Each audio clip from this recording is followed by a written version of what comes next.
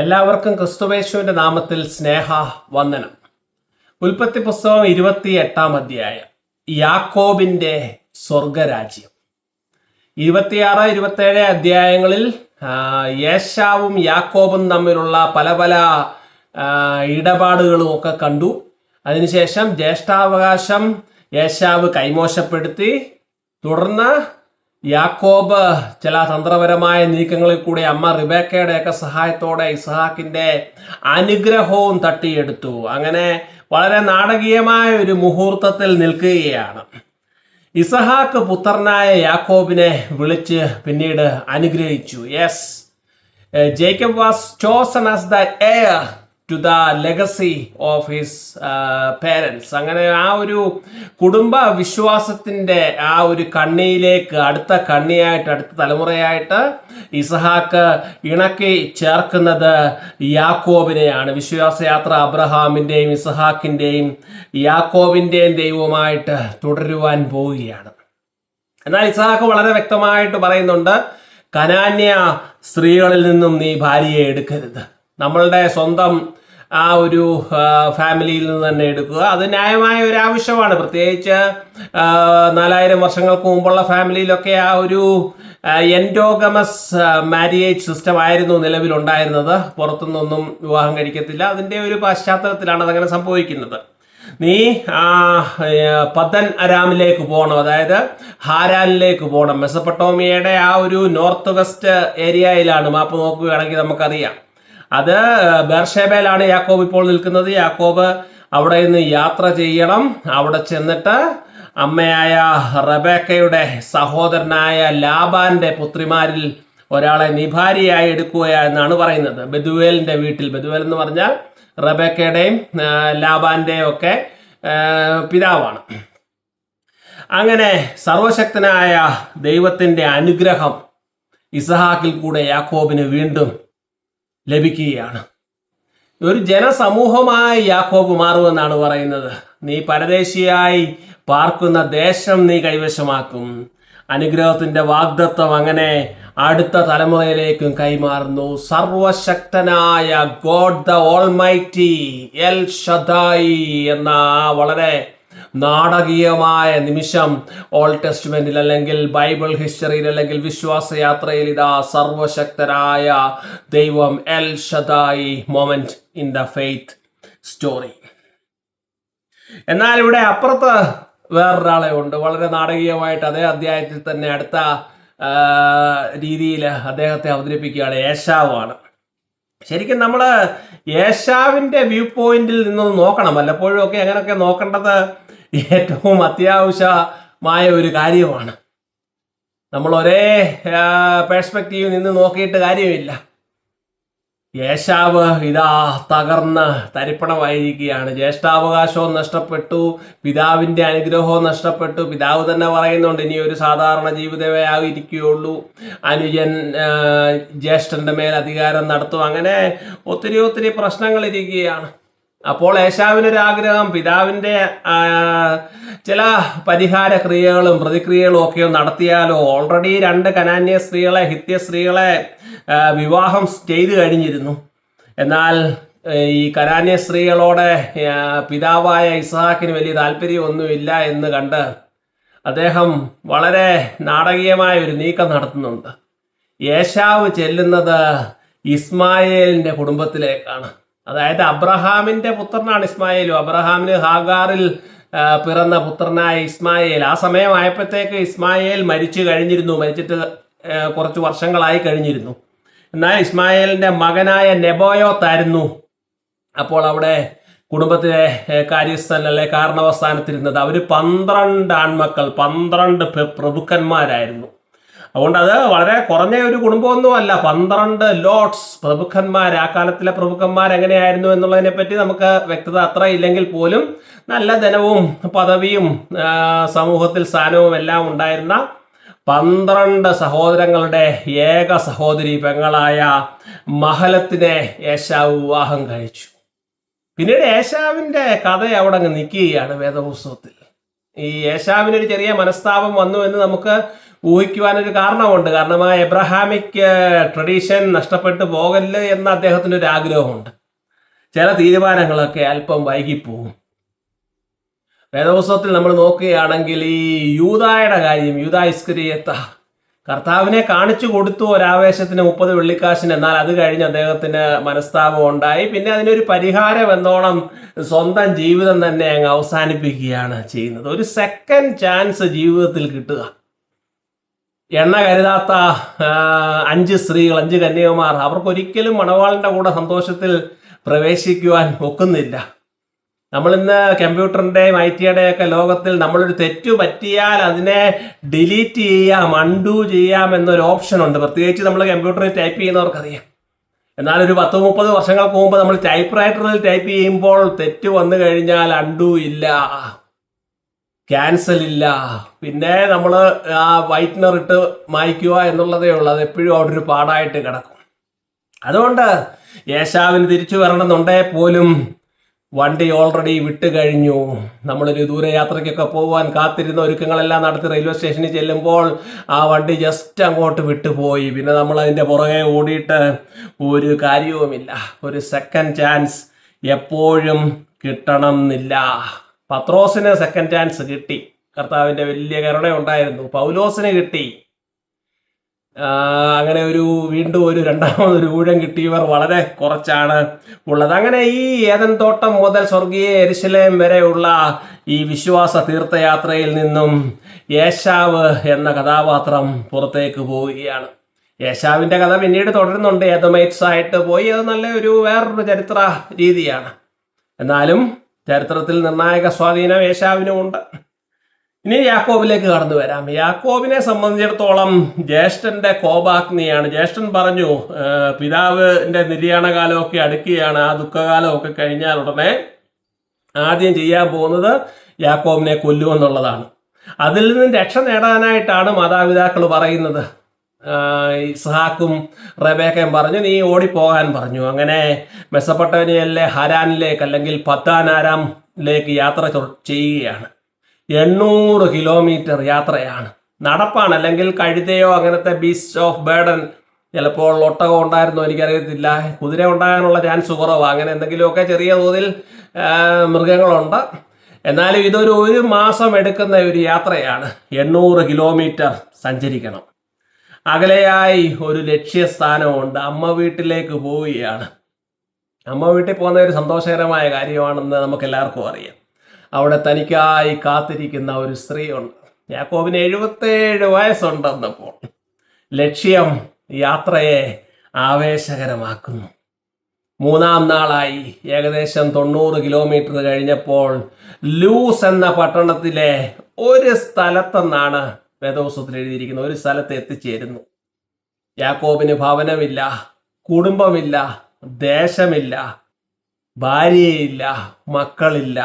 പരദേശിയുടെ യാത്ര. വേദപുസ്തകത്തിലെ ഓരോ വാചകവും വെൽ ഡ്രാഫ്റ്റഡ് ആണ്. സൂര്യൻ അസ്തമിച്ചു, എല്ലാം അവസാനിച്ചു.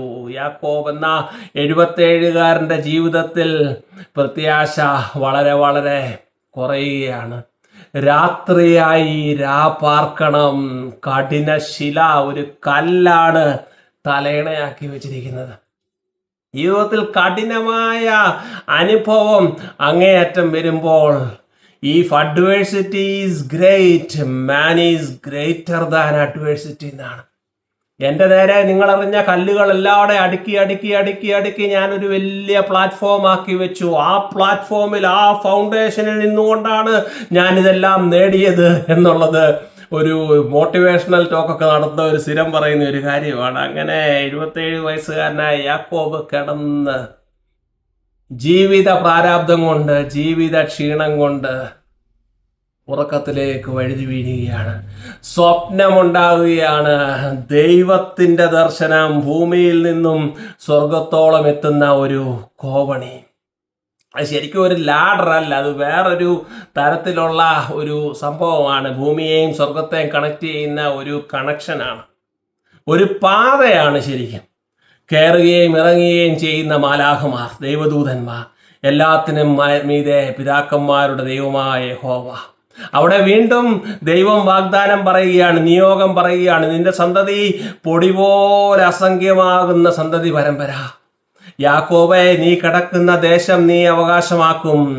യാക്കോബും സന്തതികളും മുഖാന്തരം ഭൂമിയിലെ സകല വംശങ്ങളും വീണ്ടും വീണ്ടും ഭൂമിയിലെ സകല വംശങ്ങളും അനുഗ്രഹിക്കപ്പെടും. This was the original covenant my dear friends. ഞാനിത് വളരെ ശക്തിയോടുകൂടിയാണ് ഞാൻ പറയുന്നത് എപ്പോഴും. കാരണം ഈ ബൈബിൾ പ്രോഫസി എന്നൊക്കെ പറഞ്ഞു കഴിഞ്ഞ് ഇന്ന് നാശത്തിന്റെ, ഡിസ്ട്രക്ഷന്റെ തിയോളജി പറയുകയാണ്. നമ്മൾ ഈ 4000 വർഷത്തെ ചരിത്രം എല്ലാം ട്രേസ് ചെയ്ത് ആരെ കൊല്ലണമെന്ന് കണ്ടുപിടിച്ചുകൊണ്ടിരിക്കുകയാണ്. Original covenant between God and Jacob or Isaac or Abraham was that you and your descendants will become a blessing for the entire world. കൂടെയുള്ള ഞാനോ നിന്റെ കൂടെ കാണും. സർവശക്തനായ എൽ ഷദായി എന്ന ദൈവം ഇതാ ഇമ്മാനുവേലായ ദൈവമാകുന്ന ഒരു നിമിഷം. ജീവിതത്തിലെ പ്രയാസങ്ങളിലും പ്രതിസന്ധികളും വരുമ്പോൾ പ്രിയ ദൈവ കുഞ്ഞാടേ, നിനക്കായി ദൈവം കരുതുന്നു. സർവശക്തനായ ദൈവം, എൽ ഷദായി, ഇമ്മാനുവേലായ ദൈവം, ഞാൻ നിന്റെ കൂടെയുണ്ട്. യാക്കോബ് ഉറക്കമുണർന്നേ മതിയാവൂ. താൻ അറിയാത്ത യഹോവയുടെ ഭയങ്കര സാന്നിധ്യം ഇവിടെ ഉണ്ടല്ലോ. ഇത് ദൈവത്തിന്റെ ആലയം. This is the dwelling place, aboard of God, സ്വർഗത്തിന്റെ വാതിൽ. പിറ്റേ ദിവസം രാവിലെ അതികാലത്ത് തലയിണക്കല്ല് തൂണാക്കി നിർത്തി എണ്ണ ഒഴിച്ചു. സ്ഥലത്തിന് ദൈവത്തിന്റെ വാസസ്ഥലം എന്നർത്ഥമുള്ള ബഥേൽ എന്ന പേർ വിളിച്ചു. യാക്കോബ് അപ്പോഴും ഇസ്രായേൽ ആയിട്ടില്ല. യാക്കോബ് കുതികാൽ പിടിക്കുന്നവൻ തന്നെയാണ്. ഇത്ര മഹത്തായ ഒരു ദർശനത്തിന് ശേഷവും ദൈവവുമായിട്ട് യാക്കോബ് ഒരു ഉടമ്പടിയിൽ അങ്ങ് ഏർപ്പെടുകയാണ്. വളരെ കൗതുകരമാണ് ഇതൊക്കെ സത്യം പറഞ്ഞു കഴിഞ്ഞാൽ. തോമസ് പിന്നീട് പറയുന്നുണ്ട്, നിന്റെ വിരലുകളൊക്കെ കണ്ട് അവിടെ വിരലിട്ട് നോക്കിയാൽ മാത്രമേ ഞാൻ വിശ്വസിക്കത്തോളൂ എന്ന് പറയുന്നത് പോലെ ഉടമ്പടി ബന്ധത്തിൽ മനുഷ്യൻ അങ്ങ് ആർഗ്യൂ ചെയ്യുകയാണ്. മിണ്ടാതെ ഇരുന്ന് ഞാൻ ദൈവമെന്ന് അറിഞ്ഞുകൊള്ളുവിനാണ്. യാക്കോബ് പറയുകയാണ്, എൻ്റെ യാത്രയിൽ കൂടെ വേണം, സുരക്ഷ വേണം, ഭക്ഷണം വേണം, വസ്ത്രം വേണം, തിരിച്ചെൻ്റെ അപ്പൻ്റെ വീട്ടിലേക്ക് സൗഖ്യമായി മടക്കി വരുത്തുക. എങ്കിൽ യഹോവ എനിക്ക് ദൈവമായിരിക്കും. ഈ കൽത്തൂൺ ദേവാലയമാകും. ഞാൻ ദശാംശവും അർപ്പിക്കും. വലിയ നാടകീയമായ ഒരു അധ്യായമാണ്. യാക്കോബിൻ്റെ സ്വർഗരാജ്യം എന്ന് മനഃപൂർവ്വമാണ് പേര് കൊടുത്തത്. ഉൽപ്പത്തി 28. യാക്കോബ് കണ്ട ഒരു സ്വപ്നമാണ്. അടുത്ത തലമുറയിലേക്ക് ഉടമ്പടി, വാഗ്ദത്തം, അനുഗ്രഹം ഇവ മാറുകയാണ്. ഏശാവ് മെയിൻ ലൈനിൽ നിന്നും പോവുകയാണ്. ഇവിടെ നമ്മൾ 2026 ഇതൊക്കെ ചിന്തിക്കുന്നുണ്ട്. പലപ്പോഴും പുതിയ തലമുറയിലെ കുട്ടികൾ, ചെറുപ്പക്കാരൊക്കെ ചോദിക്കുന്ന ഒരു കാര്യമാണ്, പ്രത്യേകിച്ച് അവരുടെ വിവാഹമൊക്കെ വരുമ്പോൾ, ഞങ്ങൾക്ക് മറ്റ് മതസ്ഥരെ വിവാഹം കഴിച്ചാൽ എന്താ കുഴപ്പം, എന്താ പ്രശ്നം, ദൈവം എല്ലാവരുടെയും ദൈവമല്ലേ, മനുഷ്യരെല്ലാം ഒന്നല്ലേ? നല്ലതാണ്, ഒരു പ്രശ്നവുമില്ല. 2026 നമ്മളങ്ങനെ പറയും. പക്ഷേ 4000 വർഷങ്ങൾക്ക് മുമ്പ് ഇസ്ഹാക്ക് പറയും, നീ അങ്ങനെ കഴിക്കരുത്.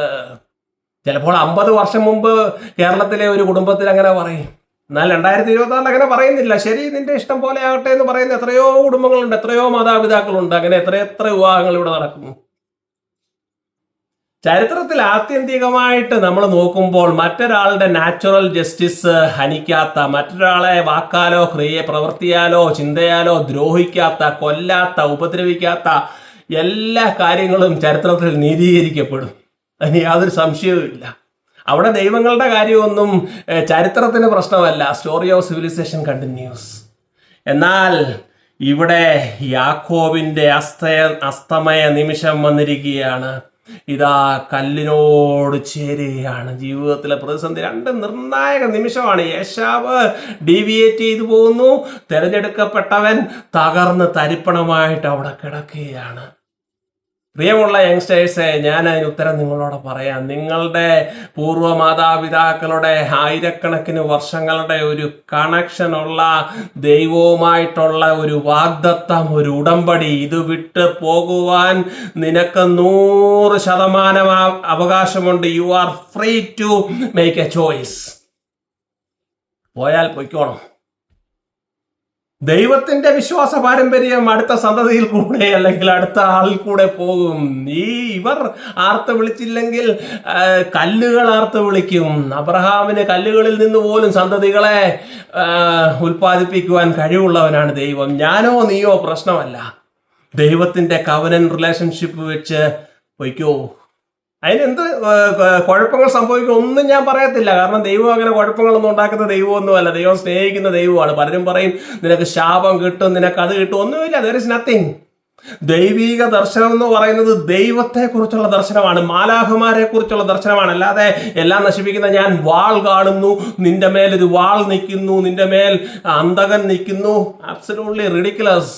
What is the Bible reference that you are giving in this type of prophecies? മനുഷ്യനെ പേടിപ്പിക്കുന്ന പ്രോഫസീസ്. വേദപുസ്തകത്തിലെ എല്ലാ ദർശനങ്ങളും നന്മയുടെ ദൈവത്തിന്റെ ദർശനമാണ്. നമ്മൾ വെളിപ്പാട് പുസ്തകത്തിലേക്ക് കഠിനമായ ദർശനങ്ങളൊക്കെ ഉണ്ടെന്ന് തോന്നും. ദാനിയേലിന്റെ പ്രവചനത്തിലുണ്ട്, പ്രത്യേക തരത്തിലുള്ള ദർശനങ്ങളുണ്ട്. അതൊക്കെ ഭീകരമായ രീതിയിലാണ് തോന്നുമെങ്കിൽ പോലും അവിടെ എല്ലാം ദൈവത്തിന്റെ ഒരു മഹത്വമാണ് അതിനെല്ലാം പ്രാധാന്യം കൊടുക്കുന്നത്. അല്ലാതെ മറ്റുള്ളവരെ നശിപ്പിക്കുന്നതിന് വലിയ പ്രാധാന്യമൊന്നുമില്ല. അതൊക്കെ ഉണ്ട്. അത് പല രീതിയിൽ വ്യാഖ്യാനിച്ചതിനെ വേറെ രീതിയിലാക്കുകയാണ്. അതുകൊണ്ട് വിശ്വാസ പാരമ്പര്യത്തിൽ തുടർന്നു കൊണ്ടുപോകുന്നവർക്ക് തുടരാം. അങ്ങനെ എല്ലാ കാലം ഒരു റെമനൻ കമ്മ്യൂണിറ്റി ഉണ്ടായിരിക്കും. സെരുബാബേലേ, ഞാൻ നിന്നെ മോതിരമാക്കുമെന്ന് ഹഗ്ഗായിയുടെ കാലത്ത് പറയുന്നത് പോലെ എത്ര തകർന്നാലും there is a remnant, ഒരു തിരുശേഷിപ്പുണ്ടാകും. വളരെ വൈകാരികമായിട്ട് ധ്യാനിക്കേണ്ട നിമിഷമാണ്. ആശ്രയമാകുന്നത് കല്ലാണ്. അത് ഏതാനും അധ്യായങ്ങളൊക്കെ കഴിയുമ്പോൾ അവിടുന്ന് ലാബാന്റെ അവിടുന്നൊക്കെ ഭാര്യമാരുമായിട്ടൊക്കെ തിരിച്ചു വരുമ്പോൾ യാക്കോബ് ഈ കല്ലിന്മേൽ ബലിപീഠമാക്കി, അത് ആരാധനാലയമാക്കുകയാണ്. കല്ല് ബലിപീഠമാകും. പിന്നീട് ദൈവജനത്തിന്റെ യാത്രയിൽ ന്യായപ്രമാണം മോശയ്ക്ക് സീനായി മലയിൽ വെച്ച് ദൈവത്തിന്റെ വിരലുകൊണ്ട് എഴുതുന്നത് കല്ലിലാണ്. കർത്താവിൻ്റെ കാലത്ത് എൻ്റെ വചനങ്ങളാൽ വീട് പണിയുന്നവൻ കല്ലിന്മേൽ വീട് പണിത ബുദ്ധിമാന് തുല്യമാകും. പണിക്കാർ തള്ളിക്കളഞ്ഞ കല്ല് മൂലക്കല്ലാകുന്ന നിമിഷം പിളർന്നോരു പാറയേ നിന്നിൽ ഞാൻ മാറയട്ടെ. വളരെ മനോഹരമായ നിമിഷങ്ങളാണ്. കോവണിയാണ് സ്വർഗത്തെ കണക്ട് ചെയ്യുന്ന കോവണി. മാലാഖമാർ മുകളിലും താഴേക്കും പോകുന്നത് യോഹന്നാന്റെ സുവിശേഷത്തിൽ നഥനയേലിനോട് പറയുന്ന സമയത്ത് യേശുക്രിസ്തു പറയുന്നുണ്ട്, മനുഷ്യപുത്രൻ നിൽക്കും. സ്വർഗത്തെയും ഭൂമിയെയും കണക്ട് ചെയ്യുന്ന യാക്കോബിന്റെ കോവണി യേശുക്രിസ്തുവാകും. ഇതല്ലാണ് ദിസ് ഈസ് എ മൊമെന്റ്. അസ്തമയത്തിൽ തുറക്കപ്പെടുന്ന സ്വർഗത്തിലേക്ക് നിന്നെ കൈ പിടിച്ച് നിന്റെ തമ്പുരാൻ നിൽക്കും. യാക്കോബ് തകർന്നു കിടക്കുകയാണ്. അവൻ കോവണി കാണുകയാണ്, ലാഡർ കാണുകയാണ്, ഒരു പാത കാണുകയാണ്. പിന്നീട് അനേക നൂറ്റാണ്ടുകൾക്ക് ശേഷം ഇതാ മനുഷ്യ ശരീരത്തിലെ ഓരോ കോശത്തിലും അങ്ങനെ ഒരു കോവണിയുണ്ട്. DNA എന്നാണ് പറയുന്നത്. അതിൽ കൂടെയാണ് നിന്റെ ജനിതക രഹസ്യം തലമുറകൾക്ക് കൈമാറുന്നത്. കല്ലിന്മേൽ കിടന്ന് എല്ലാം നഷ്ടപ്പെട്ടു പോയ യാക്കോബേ, നിന്റെ ഉള്ളിൽ നിന്നും ജനതകൾ വരും. ആ Y chromosome, X chromosome, mitochondrial DNA ഇവയെല്ലാം ട്രാൻസ്മിറ്റ് ചെയ്യുവാനുള്ള ആ ഒരു കോവണി നിന്റെ ഉള്ളിലുമുണ്ട്. ഭൗതികമായി നിനക്ക് നമ്പർ കൂടും, നിനക്ക് സമ്പത്ത് വരും. എന്നാൽ സ്വർഗത്തിന്റെ കോവണി നിന്റെ മേൽ ആത്മീയ അനുഗ്രഹമായി നിൽക്കും. മൈ ഡിയർ യങ്സ്റ്റേഴ്സ്, യേശുവോ ജ്ഞാനത്തിലും വളർച്ചയിലും ദൈവത്തിൻ്റെയും മനുഷ്യരുടെയും കൃപയിലും മുതിർന്നു വന്നു. ഇതാണ് യാക്കോബിന്റെ സ്വർഗരാജ്യം. ദാസൻ യാക്കോബെ പോൽ രാക്കാലത്തിൽ വൻ കാട്ടിൽ കല്ലിന്മേ ഊറങ്ങുകിൽ എൻ സ്വപ്നത്തിലുമേ